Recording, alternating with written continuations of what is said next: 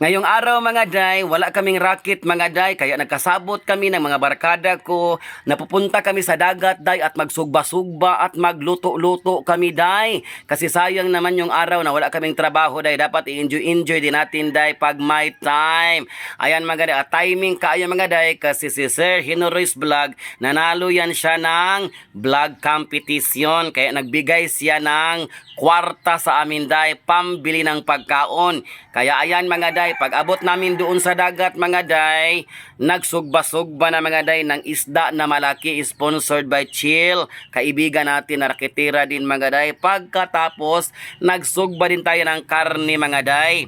Pero sa bahay pa lang ni Chill, nagluto na sila ng Sambuanga Espesyal Dinuguan. Napakasarap talaga day. Ang mga lalaki day, ang aming inassign day sa preparation at hiwa-hiwa, habang kami, nandito na kami sa kilid-kilid with full support and loving memory.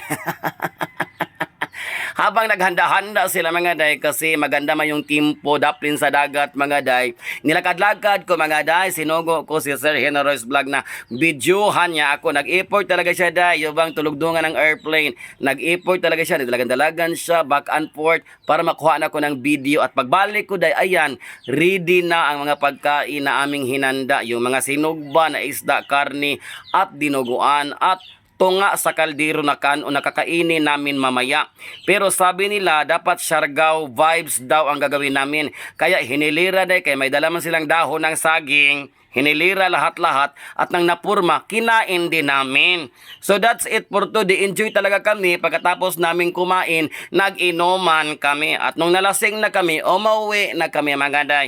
Yan lang po for today.